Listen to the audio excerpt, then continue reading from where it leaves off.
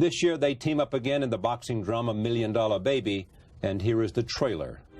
Frankie, I've seen you at Mass almost every day for 23 years. The only person who comes to church that much is the kind who can't forgive himself for something. You got a fight I don't know about. You gonna leave me? Never. He also narrates the upcoming PBS miniseries Slavery, The Making of America. Here is a clip from that series. This is a story of resistance and the struggle to maintain human dignity. It is a story of the demand for freedom told through the lives of enslaved people. And it's the story of the founding fathers you never knew. Morgan Freeman was nominated for an Academy Award and a Golden Globe for his acting in $1 Million Baby. I am pleased to have him back at this table. Welcome back. Thank you so much, Charlie. So nice to be back. So nice to see you. Happy New Year and all that. All of that. Thank you so much. Listen to this. Best Picture. The Aviator, Finding Neverland, $1 Million Baby. Director, Clint Eastwood, $1 Million Baby. Actor in a leading role, Clint Eastwood, $1 Million Baby. Actress in a leading role, Hilary Swank, $1 Million Baby. Actor in a supporting role, Morgan Freeman, $1 Million Baby. You said to me as you sat down, something like this comes along once in a while. What are you talking about? That confluence of elements that goes to make what, for lack of a better word, we could call perfection. I say, lack of a better word, perfection is a high place in this. But a script, a director, and its component actors, you know. I think I can name a few places where I was lucky enough to do that, and I think this was one of the top echelon. Yeah. Another one is Shawshank, which we've talked about before. I was thinking that, yeah. Unforgiven is another. Yeah, and Driving Miss Daisy. And Driving Miss Daisy. Yeah. You've had more than most. I've had more than my share, I'm sure. What is it about Clint Eastwood? If I was going to lay any kind of labels on what he is and does, I would say the first thing is respect. That's the first thing you think about. His respect for others and his work, others' respect for him and his work. Is he different? Does he just have more of it? Does he handle it differently? I think he handles it differently. It gives me such a sense of assurance in my own work, because sometimes you're working with a director who says, all right, let's do it again. And you want to know, well, okay, what are we looking for? Why are we doing it again? Oh, well, just see what happens, you know. It's fine if that's what you want, let's go, you know. But to Clint, that's a total waste of time and money. And he didn't do it. 2 takes is... 2 takes, 3 takes to most, and he's if he feels he's got it, if you feel you've got it, if you want to do another, he's perfectly happy to let you do another, but you can't go. Yeah, it's not just doing to see what happens. No. Give me a reason to do it. Give me a reason to do it. What do you want, you know, because I like what you did. He's going to say that. You know. You two have some special relationship, though, or not? I'm going to say yes, because I really admire him a lot. And as a person to work with is just, somebody said that we're like an old married couple. And you know, when we're in the traces together, when we're working on a scene together, that's the way you feel. Like, I'm comfortable here. You know each other. Yeah. You know what each other can do. Yeah. You know what to expect from each You know other. what to expect. You know. Yeah. And you know this is as good as it gets. That's a good term. And then she comes along. Hillary. Mm-hmm. I mean, he said that he didn't know at the beginning. He believed in her, but didn't know at the beginning that she had the capacity to do the physical stuff. It's a lot of hard work. I mean, seriously hard work. Yeah. And she did it. So you see her fight. You know, she knows what she's doing. Yeah. You know. She And, spent 4 months, I guess, 6 or 7 hours a day. Just it. Just training that, just like you a know. fitter. Some guy here in New York, I think. Yeah, she The had a guy Clinton here. knew. Yeah, and then she had all those women. Right. She was fighting with the, I think it was the Dutch champion, Right. who was also one of her trainers. Very pretty woman. What's amazing about the story, too, is that, you know, $1 Million Baby, say, okay, this is a story about a young woman who wants to be a fighter. Mm-hmm. It's about all this other stuff, isn't it? It's about life. It's about life. Yeah. Yeah. A relationship between you and Clint. Relationship between Clint and I, relationship between she and I, relationship between she and Clint, the relationship between Clint and himself. Tell me about your character. Ah, Because we're going to see a scene in a moment. yeah. Scrap iron. Scrap iron. Yeah. You know, I think of Scrap Iron as being one of those journeyman fighters, the kind of guy who was really a good fighter. At one point, he probably could have been a worthy contender, but as time goes on, you take too many shots to the head, and then you become just that guy who, if you're a young fighter, can get past, probably has a future. You know? And the relationship between he and Frankie goes back to probably Scrap's last fight. One fight too many. Yeah, one fight too many. And he got a cut over his eye, and it didn't have a manager. Manager was off somewhere getting drunk, as the script explains it. And Frankie was a pickup corner man. Did cut work, real good cut work. Right. The best. Yeah, and kept the blood down so that he could finish the fight. 15 rounds. Got cut along about the 7th round, I guess, 7th or 8th round.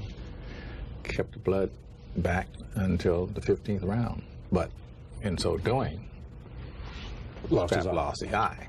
Well, Frankie's character was such that he took that upon himself. You know, I shouldn't have done that. I should have thrown in the towel. He didn't have the right to throw in the towel, so he couldn't have if he'd wanted to.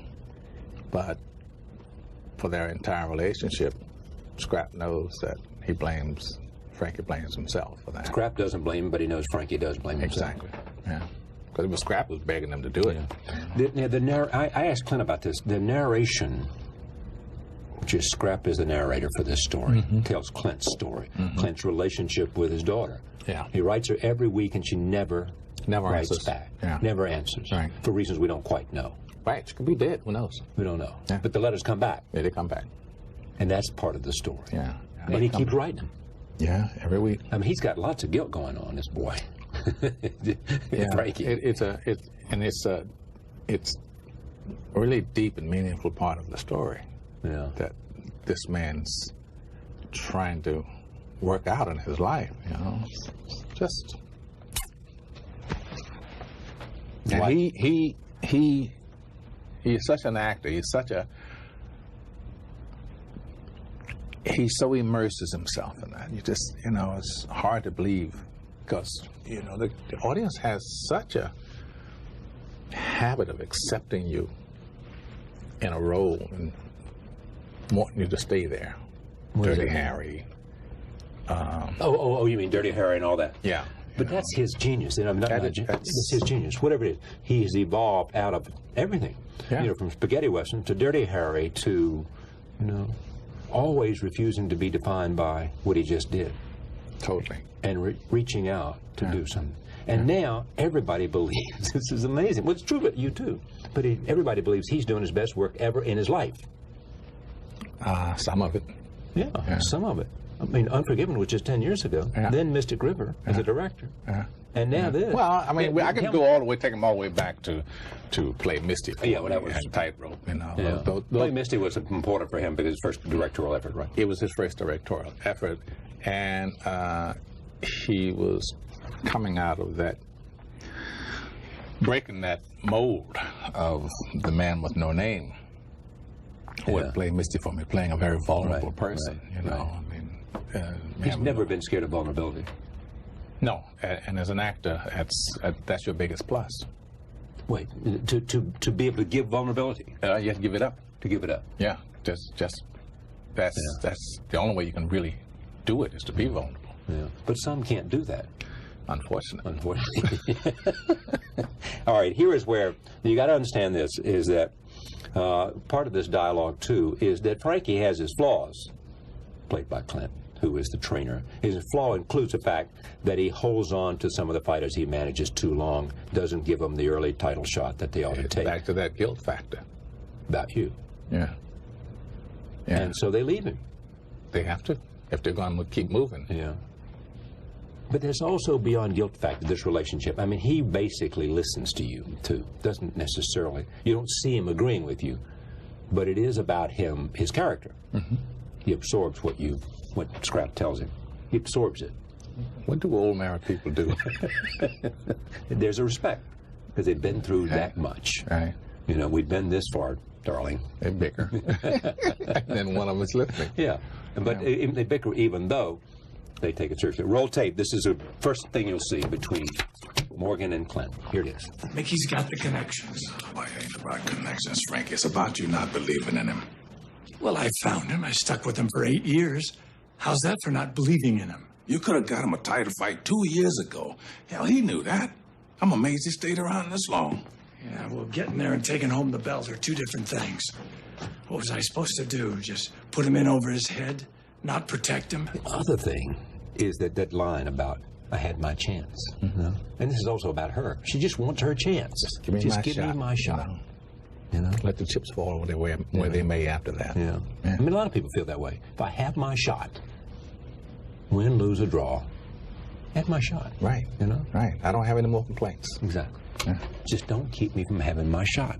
For whatever reason, give me my shot. All right. Here's another scene. I want to see this and talk more about this. This is about, because Clint likes this scene a lot, he said, according to the conversation we had. This is where Frankie asks Scrap about the holes in his socks. What's so... Yeah. Tell me about the scene. Well, it's just one of those... It's one of those marriage scenes. They're just going at it for a minute, you know. All right, roll tape. Here it is.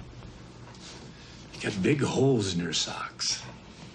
Oh, they're not that big. Well, if I give you some more money, you buy some new socks. Please. Well, I'd be tempted, but I couldn't say for sure. So you're smiling at this point, just because it's about an old marriage couple? Yeah. More to it than that? Nothing. Nothing. Yeah. How many times have you seen this? Twice? 3 times?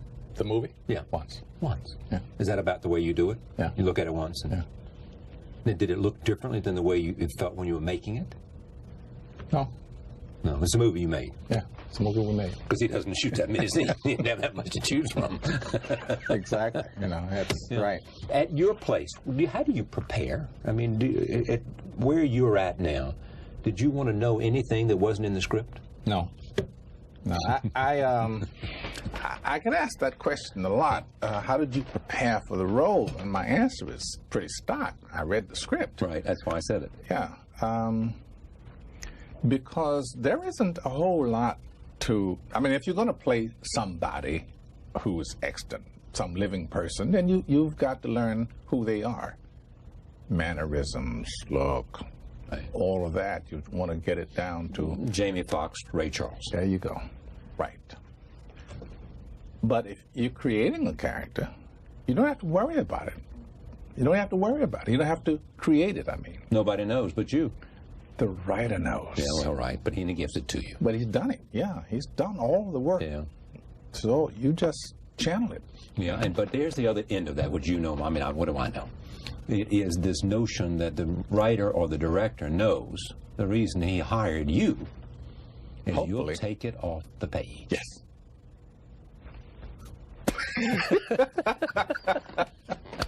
And that's where a lifetime of work comes in. Take it off the page. Take it off the page. Yeah. And surprise us and let us know you own the part. And you know, you could give that same part to 24 actors. You get two dozen different nuances in interpretation and still have the perfect character. Exactly. So there's no one way to do it. No. It depends on the skill and experience of the actor. Can you imagine what you would do if you didn't do this? Yes, I can. What would it be? I don't know, but I would like for it to be. Now that I've had this experience, I could be a professional pilot. You could. Yeah, I could. Yeah. Really? Well, I wanted to fly when I was a kid. And why didn't you? Well, went into the Air Force. Yeah. And I'm not military material. Question authority. I was going to say, what's your problem with authority? It's large. It's huge. And that's part of the reason you're a great actor. Probably. Okay. Well, you're self-reliant. You know. Yeah. You're out to be your own architect. Yes. Right. Yes. Thank you. Yeah. You're so smart. No, I'm not. Yes, you No, are. I'm not. That's why everybody wants to do your show. No, Right? no. So you thought about being a pilot. Oh, yeah. Yeah. What is it about? So why that? What was it about that appealed to you? Flying? Yes. At that time, and this is following World War II and the Korean War. Right. We had moved into jets. Right. And the idea of flying is a little different than the reality of flying. But the idea of flying is the freedom of being in the air. There was so much space. And, you know, if you're fascinated by birds, right. and I've always been. Me too. Yeah. I learned to be, but then there is that thing of having mastery in the air, you know. Floating. Yeah, just being able to... And looking down over everything. Yeah, you know. Yeah. Just, yeah. But you were a sailor, too. yeah, well, that is a type of flying. Yeah. So I thought when I found sailboats that I had satisfied my desire You ride on the wind. to ride the wind, yeah. Because that's another exhilarating, very exhilarating. So did you come to flying later in life? Yes, I just 2 years ago. You showed up at flight school and said, hello. My name is Morgan. Right. No, I want to learn to fly. And they looked at you and they said, I found a come on in here, kid. We've got just the instructor for you. I found this instructor sitting in an airplane. I went over and I said, you were a flight instructor. He looked at me kind of like askance and said, like who's asking? yeah. And I got his information and I called him up and he apologized. He said, I didn't know who you were. Yeah. What do you mean you don't know who I was? You don't have to know who I am. I just want flight school. Oh, yeah, but I'm sorry. I didn't know you were such a big star and blah, blah, blah, blah, blah. So, well, he did that for months and months and months. Yeah. Right? Told the story of how. Right. He ate out for a long time right, on the fact that he was telling you how to fly. And so it took you 6 months to a year to learn. I soloed after about 40 hours. Yeah, that's the great thing about acting. You can, between roles, you can focus on what you're doing. You have nothing to do but learn to fly. Right. And so I went at it. That's the way I go after things. If I get interested in something, I go head first. You just drill down with the blinders on. Blinders on. I mean, how many things have there been in your life like that? Sailing. Flying. Yoga. Yoga. Yeah. You still do that? I just had my first in 5 years. I went back to yoga class this morning. Is that right? Yeah. First time in 5 years? Yeah. Because well, I'm not religious about things. Yeah. You know, I'll go for a while and then decide. But you're religious about flying. I'm not even religious about flying. Really? No. I'm not religious about anything. Not about acting, not about anything. Maybe acting. Yeah. Maybe acting. That's, but acting is what defines me. Everything else is overlay, is part of what defines me. But acting is all I am, I think. You said before, what would I be doing if I wasn't doing this, to tell you the truth? Yeah. I have no idea. You don't know. Right. I mean, I think I would always be doing it because it isn't a career that chose me. I mean, it's not a career that I chose. It's one that chose me. How's that? Well, I would have quit years ago because it was just, you know. Because it was hard. Hard. Because you were a black man or because you can give it any excuse you want. Yeah. Yeah. I think it's hard for everybody. I don't think blackness has a whole lot to do with it. Okay, because, I mean, you know, what does they say? 5% of the people of a card are working. Right.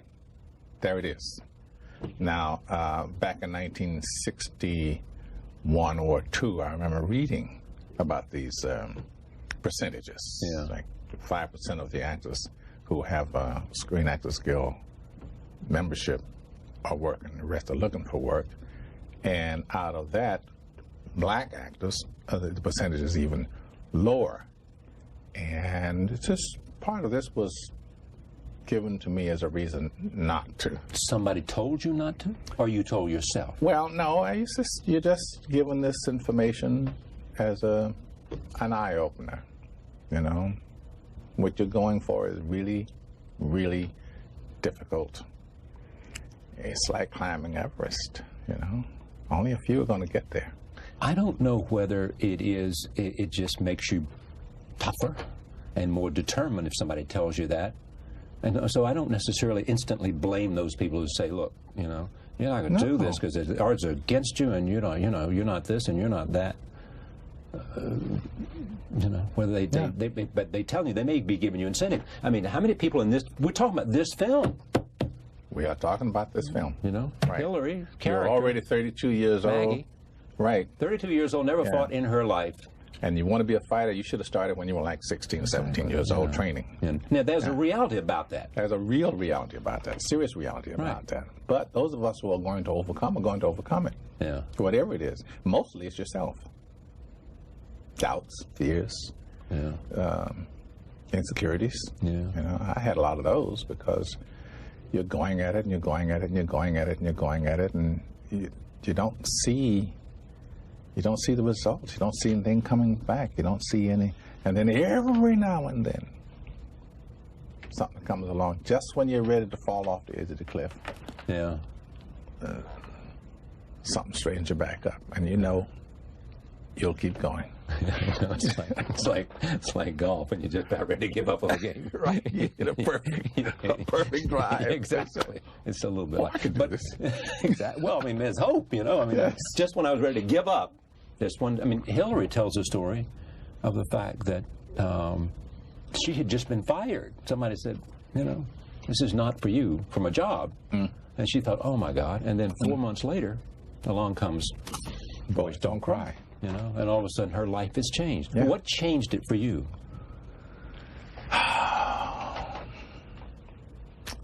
Serendipity. The real change came in 1967. That Driving Miss Daisy? No. 67. Driving Miss Daisy was 20 years later. Oh. That sense of time is awful. It's okay, Charlie. Some friends were going up to Stowe, Vermont to do summer stock, and I'd never been able to get a summer stock job, ever. But of course I'd been trying for musicals. I thought it was a dance. I forgot, you know. And so they said, why don't you come up here and play with us? So, well, I had nothing else at all to do. So, yes, of course. And I went up there, had a magic summer, and I started sailing. Somebody gave me a boat. The head of Stowe Prep, as a matter of fact, gave me a boat. Said, you know, if you like and I don't have time for it. It needs to be used, so take it. As I said, head first, and if you want to learn something, someone has written about it. So back to New York, to the library, books on sailing, to New York Nautical. Right. And while I was here, I went to an audition for a play called The Nigger Lovers. And they said, thank you. And I left, went back up to Vermont, and got a call back, came back. They said, thank you. I went back to Vermont, got another call back. And the head of the artistic director, a guy named Jim Leahy, said, what do they want? I said, well, they want me to come back and audition again. And he said, why? You've already auditioned twice. They should know by now. I want you to stay up here and do my fall season. Somebody wants me. Okay. Yeah. So he said, tell him no. Stay here with me. So I told him no. Not coming back. I'm not coming back to audition again. I said, well, you got the job. You tell him no. You get the job. You get the job. It's a very magic word in this business. No. No. Makes them want you more. Somehow, Anyway. Or at least you're not dependent, so you're... Yeah. So I go back, and it's just, boom, I get press. I go right from that to a Broadway play. What was the play? Hello, Dolly, with Pearl Bailey. Right. Big lesson. 11 months of watching a serious professional in Pearl Bailey. Watching a serious professional. Yeah. Oh, serious professional work. 8 performances, 110% every time. Every time. In the theater, on time, no attitude work. It's amazing to me because you hear people say, he's a pro. And what they mean is just what you just said. You come prepared. You know your work. You understand that a lot of people depended on you. You understand the dimensions of what you're doing. Yeah. And you treat it seriously. She got trouble with the cast at one time because after the show, she would do this little routine. We'd all have taken our bows, and we're standing in this line, and Pearl would go out and she would announce whoever was in the house, invite them up on stage, play with them a little bit, and then just that little extra something for the audience. And they ate it up. She was Pearl Bailey, one of the best entertainers in the business, The cast got resentful. They did? Yeah, we've done our job. We have to be standing out here while she's doing whatever it is she's doing. I said, gee whiz. Yeah. When this job is over, you people are going to be begging for work. Yeah. Don't you see that this little extra something here is just... For the people who make you. Yeah. I mean, with packing the St. James Theater, one of the biggest houses on Broadway. I know. Packing it. So, I'm just... well, what I took away from that experience was that knowledge from Pearl Bailey about what is professionalism. How do you get in this business and stay in this business? Well, and that was a transition from get out of this, I make it, I don't know what's going on, why am I in this, to I'm in this. This is what I am. Yeah. I'm an actor. I'm an actor, yeah. Yeah. So, and it just, my career was on that upward slant finally. And it stayed there for 15 or 16 years. Is that right? 1967, you said? 7. No, that's not 15. 87. Number 7 to 7. That's 10 years. Right. 80. It's 13 years. Right. 13 years on that slant. And what happened in 80? Phone stopped ringing. Stop. I did a TV movie, and it wrapped just before Christmas. And I got my next job in late 1982. 2 years. 2 years. Now, 2 years after the first year, you become certain that your 15 minutes are up. Yeah. So that was what I was thinking. It's okay, well, hey, your 15 minutes are up. You better start thinking of an alternative, So what would you do? What do you do now? Well, I could go and get a hack license. Could try to get a job as a limousine driver. I love driving. So why don't I do that? And I was, you know, every day telling myself, get up, go down to the Taxi and Limousine Commission and get your license. Apply. But as I did, my fantasy was that I'd be driving a cab or something, and some friend of mine would get it and say, "What are you doing here?" That was your fantasy or your fear? Well, both. You know, I mean, just know that, you know, it's like, Thought you were an actor. yeah, come on. And all my friends would say, you know, you're one of the best. You can't. One of the reasons I was able to stick was because of friends were telling me that. Yeah, I know. You know. Told you how good you were. Yeah. Yeah. Yeah. So. And then what was the first film role? Well, after that, or the first film role at all. Yeah, at all. At all was in 1969. Jack Klugman was producing and starring in a little movie called Variously. Poor Old New York, P. O. N. Y. Or Who Says I Can't Ride a Rainbow. And it was about these kids who were trying to save one of these ponies that was used on a ride in Central Park these things. And these children didn't want this horse to be sent to the glue factory, so they were keeping it in their parents' apartments. That's a great story. Taking care of their pet. It was an interesting concept. But Driving Miss Daisy's what? Did that catapult you to? No. Driving Miss Daisy was concomitant. What does that word mean? Along with, same time. God damn. With Street Smart. Yeah. I did this movie, Street Smart. It came out in the spring of 1987.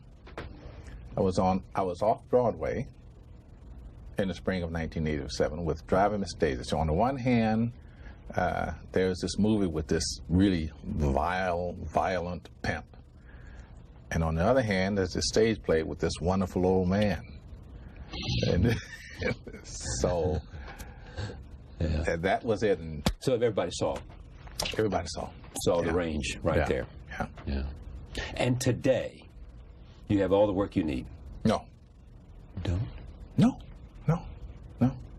It appears that I work a lot. Yeah, it appears that it does. Yeah. Here's my impression. You know, and because you think of all the great performances, and you and I talked about many of them, Shawshank and Unforgiven and everything, but it appears that you represent something in the movies that they need. I mean, somebody who could do almost anything. You bring talent to the stage, to the endeavor, which we know. Stage is a good term. And so therefore, you know, for all movies that are not, you know. Yeah. But there's just not that enough of them. They're not being made. There's not what? Well, Charlie, that's the reality is that there are a lot of actors. Yeah, but there are not a lot of Morgan Freemans. No, there aren't. But the thing that used to bother me the most is the idea that one actor is all. Nobody else can do this. Right. And that stops a lot of young people from getting work. Yeah. I feel like it stopped me. You know, what do you mean? I can do that. Yeah. So, yeah, I'd like to work more. I'd like, you know, but it's okay. I'm not complaining. Because you got all, you know, you're not a guy who's going to sit at home and cry. You got to go flying. You can go sailing. You can read all the books you want to read. You can do all the things you want to do. I should mention this. You're narrating this documentary about slavery on PBS. Getting a lot of requests for that. Yeah. That kind of narration or narrations? Yeah. I would think so. Yeah. I mean, you could earn a great living just doing that. Probably. But it's not what you want to do. No. What you want to do is find out how good you really are. I want to be in the movies. I want to be in show business. I want to be somebody. I want to be somebody. I want to be somebody. Yeah. Yeah. Yeah, Charlie. But do you think that you think there are things inside of you that you haven't even pulled out and accessed yet? Well, hopefully, yes. I'd hate to think that I peaked. Yeah, I would too. I would too. So I'm dependent on writers. Come on with it. Did Clint call you up and say, what's the conversation when Clint calls you up? The real conversation was, I have this script, $1 Million Baby, and I understand you're interested in it, because I already had given me that script some time before. And I said, yeah, I'm very interested in it, you know.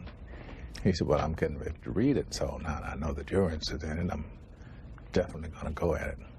Wait, and now that I know you're interested, I'm going to read it, or I'm reading it with that in mind. Yeah.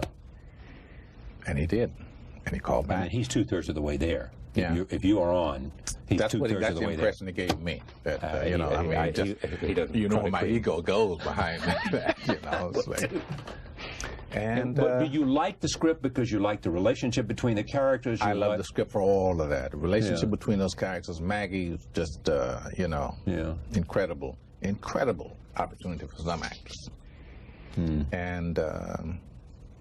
And of course, when it gets into Glenn's hands, you know, it's like, and he calls me up. Yeah. You just, it's like things falling into place, you know. Yeah.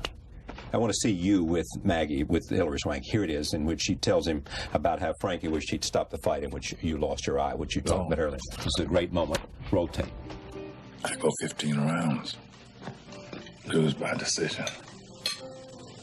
Next morning, I lose the eye. Somehow. So Frankie thinks he should have stopped that fight. Thing is, if you want to get to the title, maybe he's not the one to take you there. Man, voice is important too, isn't it? Yes. Very. When I was in school, I took theater arts at Los Angeles City College. Had a wonderful voice coach there. His name was Robert Whitten. And Take a bow, Mr. Whitten. Yeah, Mr. Whitten, please. And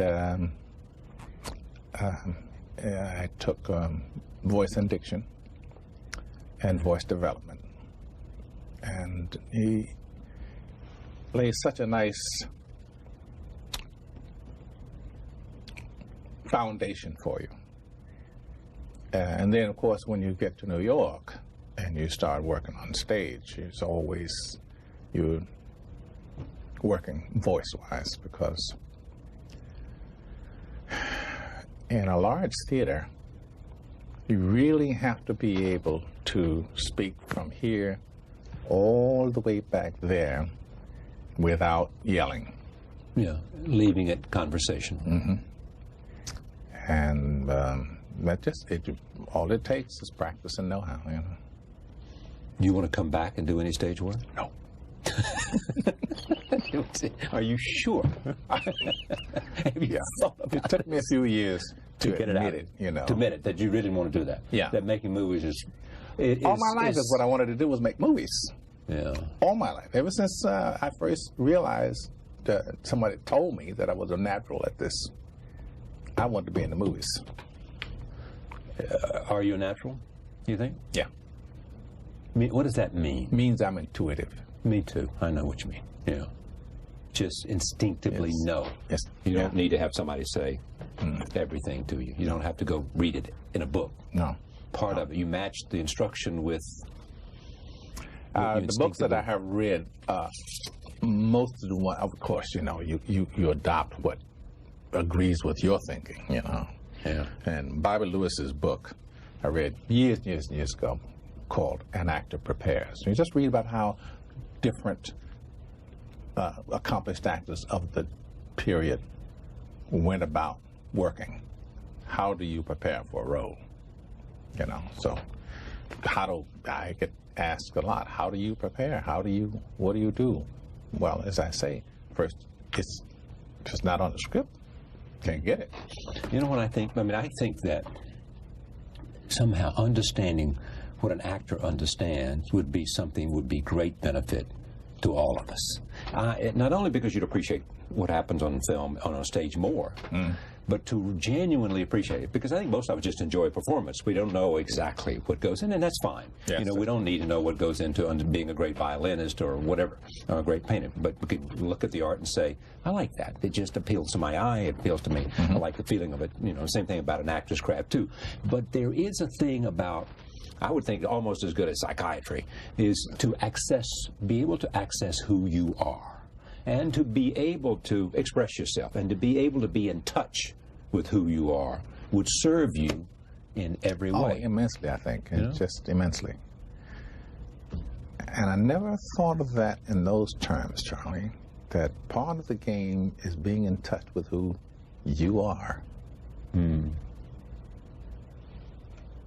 I think we were always trying to get away from who we are. Put on other clothes, you know, Right. wear other costumes. I know some actors who are, if they can't hide, they can't act. They don't do it well. But the minute they are hidden, layers of makeup and costume, it's extraordinary.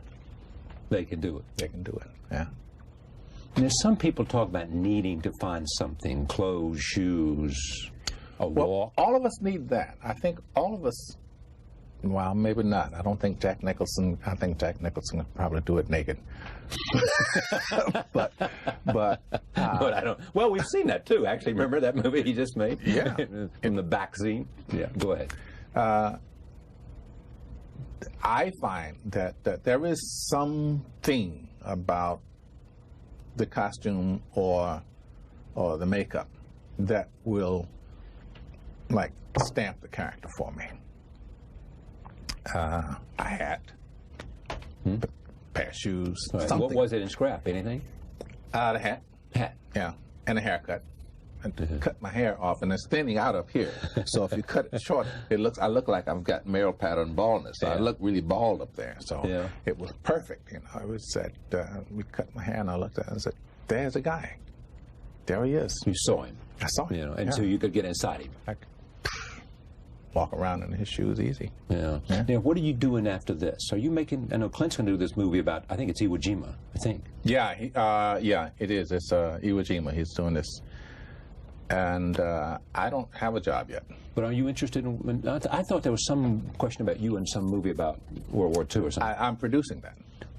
That's a movie about the 761st Tank Battalion, an outfit that fought in World War II, 186 days in combat without let up. In what battles? Well. And what part? What's the Europe? They were in or? France, Belgium. They fought the Belgian Bulge. Yeah.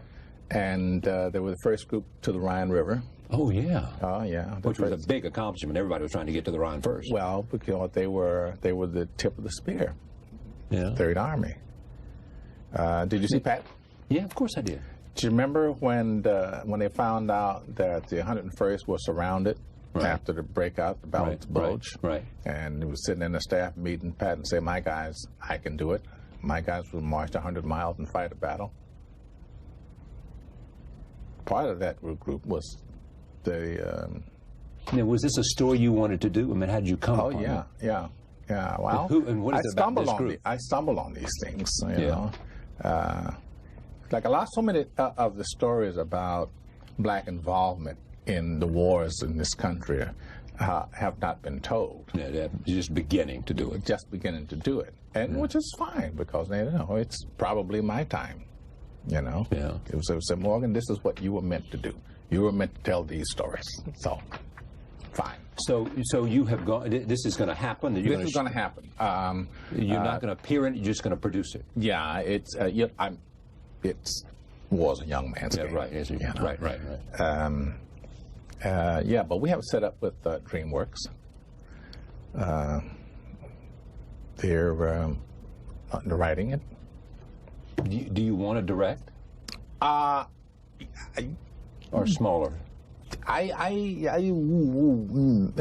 Maybe. Maybe. I don't think I'm going to direct this. Yeah. I like to get a really, Ridley Scott or something to direct it. Yeah, well, Ridley Scott could do this. Yeah. Yeah, that's the kind of thing. But that's because it's a lot of troops moving a lot of things around. But a small picture like this, you could be interested in. Oh, yeah.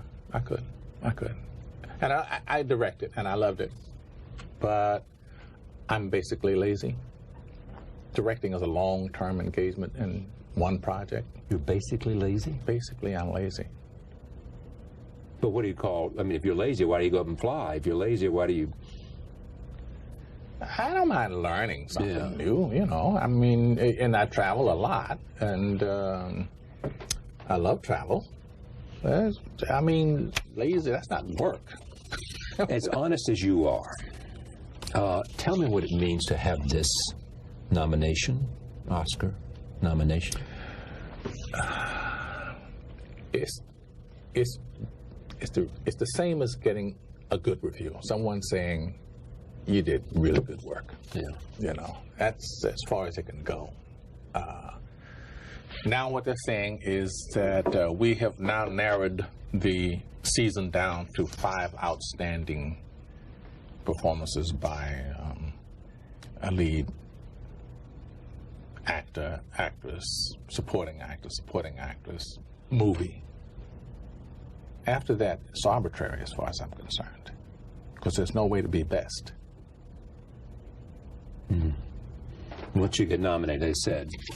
Once you get nominated, all the films made. And when you look at the company you're in, always, whoever it is, whether it's you or Clint or Hillary, you know, the point that you've made in this conversation with me, that's I think is important to know, is that there is not one person in the world who can only do one role, no matter how many directors or producers or actors might think that. Yeah. You know, that there are a whole range of people with lots of talent out there. Yeah. And a few get the chance to meet their moment. Yeah. You know?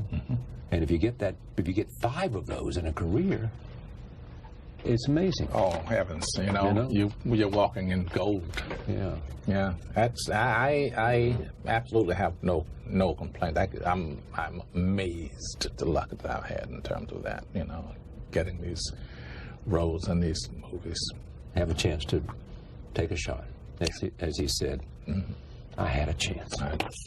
It's great to see you. Good to see you. A pleasure. It's always such a pleasure to talk to you. Thank you. Morgan Freeman, nominated for Best Supporting Actor, $1 Million Baby, along with Clint Eastwood for Best Actor and Best Director. He was also nominated for Best Picture.